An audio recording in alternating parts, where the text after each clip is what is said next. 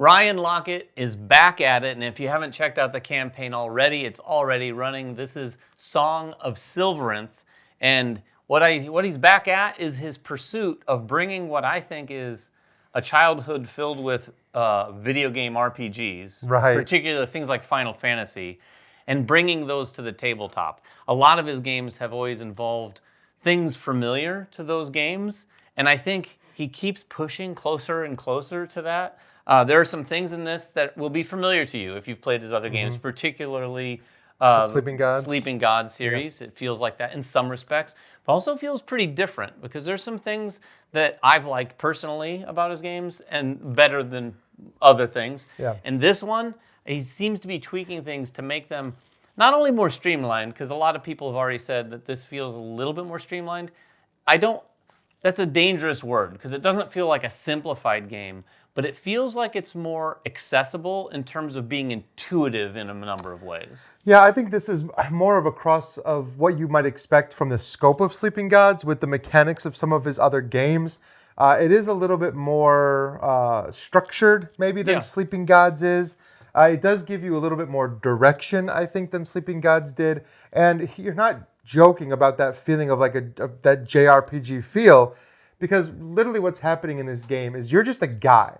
You were just a kid. Your dad owns this glassworks factory, and he gets arrested and taken to debtor's prison, and you have a certain number of days to come up with the money to free him. Now, that's the goal. But along the way, you're encountering this huge, epic story that's going to exist in this persistent world where some of the decisions that you make and some of the changes you make carry through. And by the time you're done with it, by the time you hit the end of the days, you've experienced a completely unique story just for you.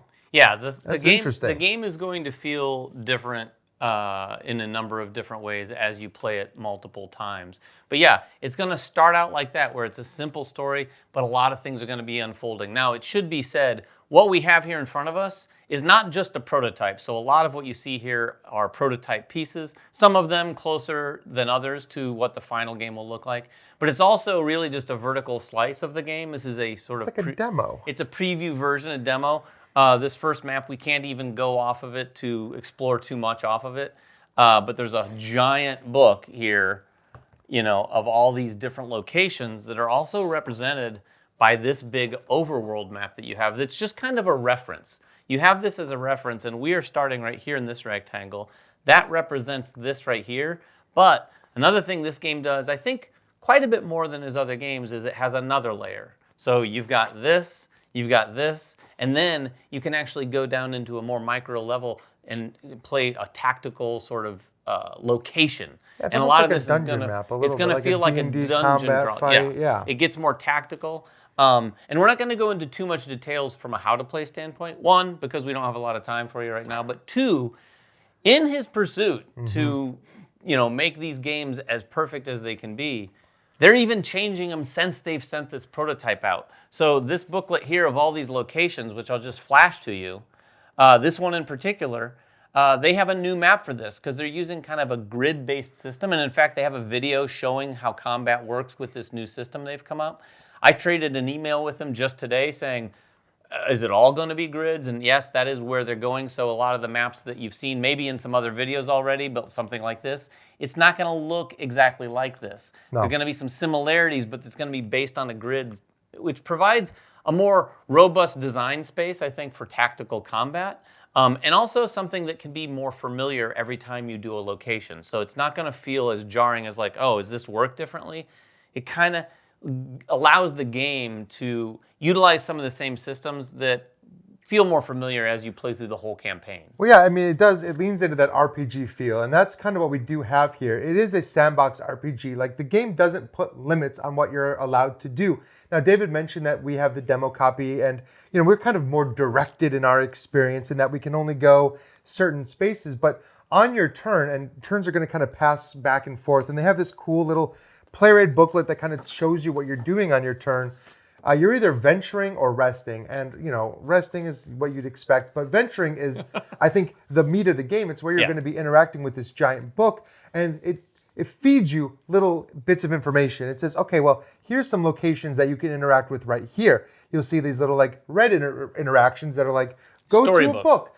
This is going to give you story. It's going to give you interactions. It's going to give you, it might give you increases to your character. It might give you some new cards, some new items, whatever. But this is all kind of driving a narrative forward, whereas the blue locations are where it actually zooms into that like dungeon crawl map. And you go to, and I don't even want to necessarily say combat, because it isn't necessarily... Not always necessarily combat, but you're going to like a separate dungeon map where there's some exploring, there's some stealth, there's going to be some skill checks and challenges.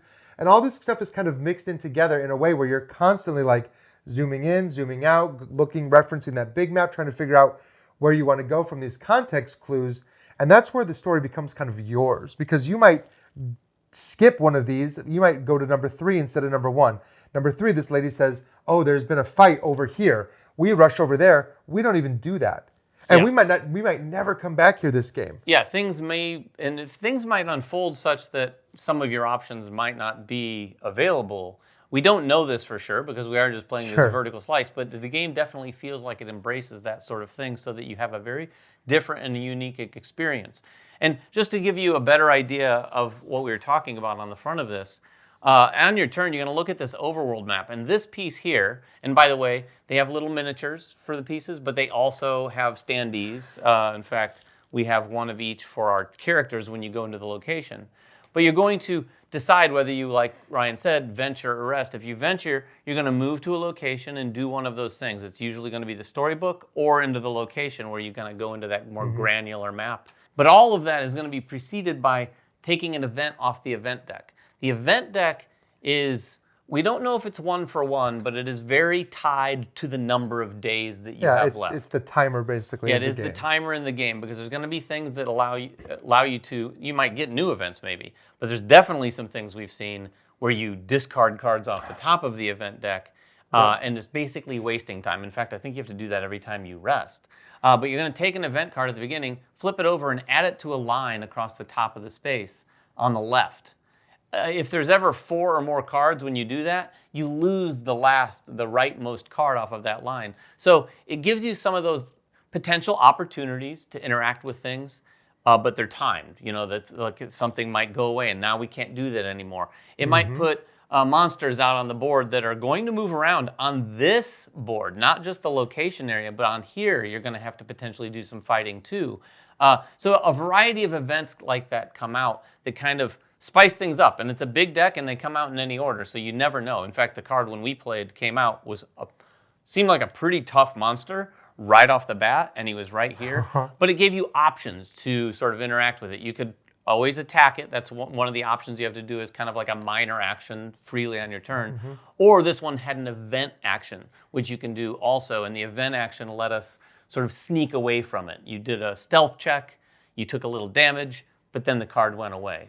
So it provides a lot of interesting sort of variability right from the beginning of your turn. Yeah. But then you are effectively just going to a storybook and doing kind of a choose-your-own-adventure sort of experience, or going into a far more robust action is to go to one of those locations, because then it turns into basically that combat, for lack of a better way of putting it, for as long as you want to do it or need to do it until you all decide, let's leave this combat encounter. Because when you go in there, you'll see, oh, we could collect mushrooms here. We could do this. Oh, there's actions. You can get items. There's a card here. Let someone get over there. And all of those also, especially in the new system that they've talked about, you can do that in a sneaky way. You have the option to roll for stealth at the beginning of your turn, so you can sneak around the monsters and they don't follow you and stuff like that, which is also inspired by video games. Not so much JRPGs, but like even open world video games, where a lot of those give you the option to, I'm going to sneak around the camp and get out, not touch anyone or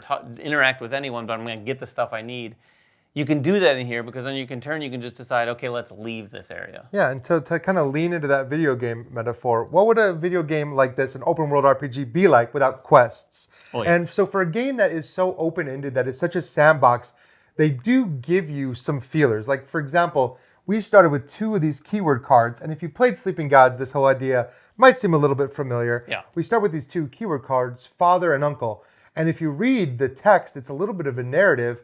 these quests don't exactly tell you what to do. It's like playing the video game with the UI off. It doesn't put a little target out, but it says, for example, oh, his house is southwest. Maybe go talk to him. Maybe go talk to your uncle. And as you progress, you're going to get more of these cards. And a lot of the things that you're doing on the map, in the boards, in the books, all of that might give you more of these. And you'll end up with a stack of these.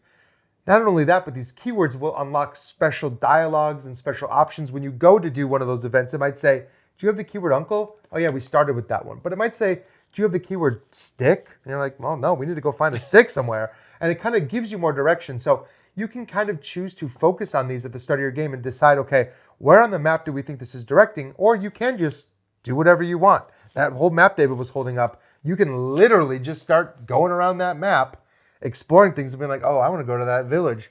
You'll notice too, all these different like faction symbols or different factions you can interact with. So while this does start off with this very like mellow, chill, I'm just trying to get some money to get my dad out of prison, you're getting enveloped in all of the different things that are happening in this world. And I think this is a good time to talk about the fact that this is a brand new world that he's created for this game too. Yeah, this is a completely new world. And it's also, like Ryan said, pretty vast. And there's going to be factions everywhere. You're going to encounter those factions in the storybook, on some event cards. And it's going to like increase or decrease your sort of reputation with those factions. Where your reputation sits is going to have further impact on other things. Another thing you're going to see on this map are these little icons here.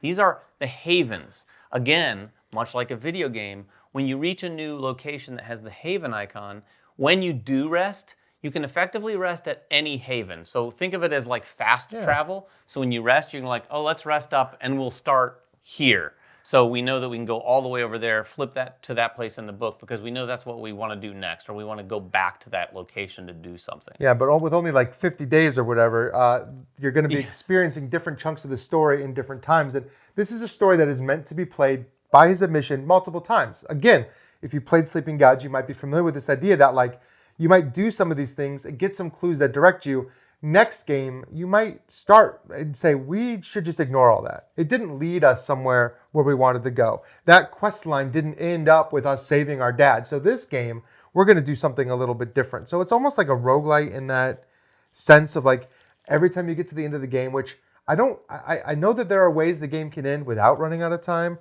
but generally speaking, the game is going to end when you run out of time. And then you'll play it again. And whether or not you're going to play through that in one session or play it over multiple sessions, the idea is that you keep coming back to this world and keep making different decisions, exploring different things to get to a different outcome. Yeah, and it should be noted that the game is intended to be played, I think, over multiple sessions. This is not a, hey, let's sit down at the table and not move until we're done. It's going to be a pretty robust game. There is a box. In fact, there's a number of boxes to store a lot of the components, but there's also a little box to sort of have some of your saved materials from game to game. Another thing that should be said is the characters you start with. There are some potential characters you can start with. You'll always play with Ven. He's sort of the main character. But then all of the supporting characters you can select from. It also should be noted that throughout the game you might find new characters, just like a video game, that might join your pool of characters. And one of the cool things you can do in this game, and he may have come up near this in some of his other games, is that you can swap those characters out. And as you take damage in this game, if you ever were to quote-unquote not die, but get knocked out, take full damage, you'll take one of these cards here. Yeah, the affliction cards. Yeah, the affliction cards remind me of other board games, kind of like Nemesis, some of the stuff that Awakened Realms has done, where you have a penalty now. And it basically, like this one here says, Deep Wound. When you gain this, restore 6 health, so you get health back. And it also says, if this is your 4th affliction, you die.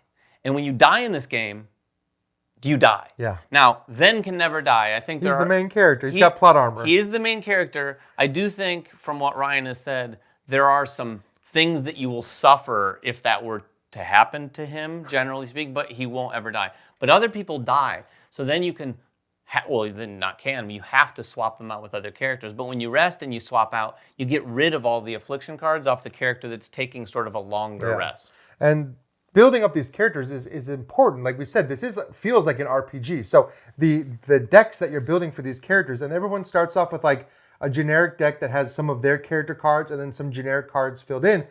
a big part of the game is improving these characters, and you're improving these characters like you'd expect in an RPG. You're going out to markets, you're finding items, you're finding armor, you're finding weapons, you're finding equipment, you're finding all these different things. But there's one thing that we haven't really talked about that is really going to power up your characters, and we kind of wanted to save this for last. This is kind of the big hook of this game is the song, the magic that powers this world. And this is something that you're going to be drawing on to kind of power up your characters. At the start of the game, you're going to have a small deck of what are called song cards. I guess in this world, magic is channeled by singing. So like this is a common thing. People can sing, they can create magic from singing. All of your characters can create magic from singing, but the songs that you sing, once you sing them, they unleash a powerful effect, and that card actually like comes and sits in front of you and gives you some kind of ability, but it sticks in your head. As long as this ability is in effect, that song is echoing and echoing inside your head. And if you get multiple songs happening at the same time, they're all echoing and echoing. And you have this little spell track at the bottom of your character. The mind songs. The mind songs. These are the songs that are going on in your mind. So you can have multiple songs playing in your head at once, but this track is going to go up, and it's going to give you up to -3 on your dice rolls. Yeah. Which is huge because it's a 6-sided dice. That's like cutting your rolls in half when it comes to rolling those 6-sided dice. Granted, now when you rest, it's going to reset and all of these songs are going to go back to the deck. But this is a huge way that you're going to improve your game. You're going to discover more songs as you progress through the game. And these songs are going to be added to like this communal pile of songs. Anybody can draw from these songs and play them. So like even if you do lose a character, you're not losing access to the songs they were singing. They all just go back to this small deck that hopefully by the end is going to grow. Yeah, and I think almost, or maybe as important as the songs to me, are all of the items you can get and how you use those items to interact with some of the things like fighting, but also, they don't call it debating. What do they call it? It's called discourse. Yes, discourse. So think of this, to me anyway, what I came into my mind is the battle of wits in The Princess Bride. Instead of fighting with your strength, you are kind of playing mind games and kind of having a debate going back and forth. But both of those are going to use a system that is very much push your luck and very much tied to the cards that you have. Because, for instance, if you get into a fight and you have a weapon, like I have a basic weapon, one of my starting ones here, the kitchen knife, you're going to roll 6-sided dice equal to the ones that they show here on this card. So if I'm attacking something physically, I have to roll 1 die here. When I do, this is where the push your luck comes in. And I think this is, while not as maybe unique as a system as what Ryan has had in some of his other games, to me, this is a fun system. It is a fun system. I think this is a universally fun system that a lot of people will like because pushing your luck is always fun. But it's also not just straightforward push your luck. On these, you're typically going to get a success with a 4, 5, and 6, so you just put those to the side. I have 1 hit. If it had like 5 hit points, I'll do 1 damage right now, plus whatever bonuses this particular weapon offers. But then I can roll again. And if I roll a 1, 2, or 3, I'm going to put it on the other side of the card, which is effectively pips that are going to go towards missing. Completely missing. Completely missing. And every character that you're fighting, every monster has like a defense. So you're looking at the value of the pips on your misses, and if it ever hits that defense number, you just completely miss. Yes. So this push your luck element of like, I want to keep rolling because I want to get 4s, 5s, and 6s, but if you roll too many misses, you just miss completely. And you might say, oh, but I'm doing 7 damage and he has 8 health. If I could just get one more hit. But then you're risking doing no damage at all. And what's neat, I think, to me, as a philosophy guy, the discourse uses items in the same way, but they're called philosophies. You have an equipped philosophy, and you're using that to kind of make your attacks instead of the damage rolls, the items, which is pretty cool. Yeah, everyone has a basic argument that they can use on their player board. There are other items that improve that or change it so you have a different argument. But again, it works just like what we were saying with the combat when you roll. The difference being, at the beginning of any of those sorts of debates, you're going to put a marker that's their resolve and then a marker wherever your hope is at that moment. And you basically go back and forth and back and forth. Think of it almost as like a battle to the death, but it's a battle of winning an argument. Yeah, which is that's what we said. It's not necessarily a fight that you're getting into. No. Some of these maps are going to have you doing these discourses and instead. The storybook. And that push your luck system is going to carry on. I mean, there's multiple facets of the game that use that push your luck system. And while we're not, teaching the game, there's like lock picking that uses that push your luck system too, where you're trying to roll a set of dice and hit 20. All that is done with the 6-sided dice. The attacking, the discourses, the lock picking, and there's a lot of other times that you're going to be rolling 6-sided dice. There are 10-sided dice. You're really only rolling these when it comes to skill checks. Yeah. Those are like, if you've ever played a role-playing game before, you know it's going to ask you to make a skill check. You're going to have some stats on your character. My guy that I chose has endurance +2. So if I ever see that there's a skill check with endurance, maybe we want to send my guy to do that. And then those cards that you're getting from the market, the items, all those things are going to maybe potentially give you bonuses to different skills. You can do some rerolls. There's always mitigation for all these dice rolls. You can do mitigation based on this hope track, and you can spend 3 of it to reroll for all these different rerolls. So again, the push your luck element, it's maybe not as devastating as in some games because you have the rerolls, but when you get down to like 0 hope, You have to rest. well, yeah, you have to rest, or else it's like, I can't push I'm not feeling as cocky as like when I'm at 20 hope and I'm like, I got 6 rerolls ahead of me. Yeah, and like Ryan said, there are a lot of cards you can use on any time on your turn too. I have one here that gives me +2 movement or +2 hope. So if we are getting low and we need a little hope back, we can.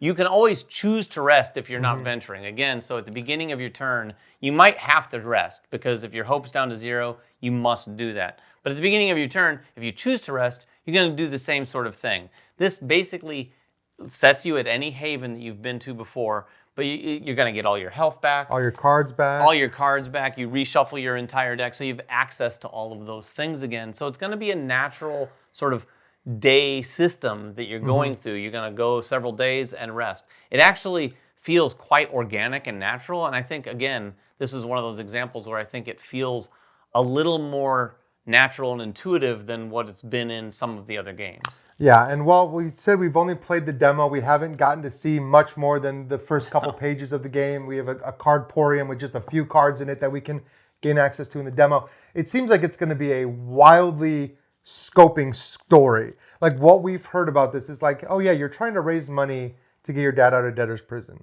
But based on some choices you make, that story can catapult into some crazy directions. Yeah. And you're going to get some wildly different endings based on the choices that you've made and some of the things that you've done during the game. So it definitely leans into that replayability. And it's also worth noting, the last thing I want to say, this is not a legacy game by any measure. You're never destroying anything. You're never marking anything. You're never taking things in and out, permanently. So you can always just start a new campaign and replay it with a different group of people. Yeah, and it's going to have some variability depending on the characters you choose. Like we said, you'll always play as Ven, but you can choose different characters. It's also going to have significant replayability when you decide, because I don't think anyone is going to play it a second time and go, let's do exactly what we did before. You're going to go to those locations that you didn't do, and then you might find a character and you're like, oh my gosh, we didn't even have this character last time. Hand me that for a second, because I think this is really important on the map. This whole notes section.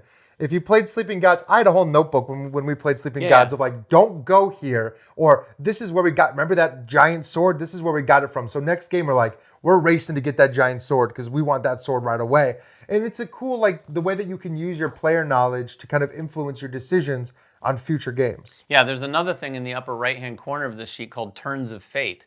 And this is going to be something that probably comes in very rarely when you play, but it could happen. There may be choices you take, and it's going to take you down a path that is ultimately a bad ending or a bad over. A bad decision. Think of this as like saving your video game and going back to a spot, because what this does is you mark one of these off, and it's going to instruct you typically to go back to a point and try again. Maybe make a different decision. It's going to feel a little Groundhog's Day in that respect in terms of just going back, but you're only going to scrub back a little bit and go forward again. But it's another interesting thing and another nod to sort of the source material of what I think Ryan's going after this. And like Ryan said, we haven't played through much of this. We just have this vertical slice, so it's hard to say right now. But I do think some of the things that we're seeing here feel like a system that I'm hoping is this game and another game. Oh, it's a really with just solid, some really tweaks, because I think this system works.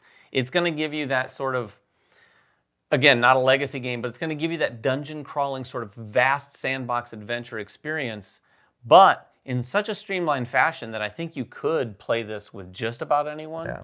I think a table full of gamers, adult gamers, are going to enjoy this, but I think a lot of families would enjoy this because it's very straightforward, and a lot of those systems that involve push your luck are just crowd-pleasing systems. Absolutely. But that is Song of Silveranth. from Red Raven Games. If you have any questions at all about it, please make them in the comments below. Like we said earlier, the game is continuing to get developed and tweaked, so be sure to check out their campaign page because I'm sure they're sharing a lot about that in their updates. But if you have questions, get down there in the comments. Until next time, make sure everyone has fun at the table, and we'll see you then.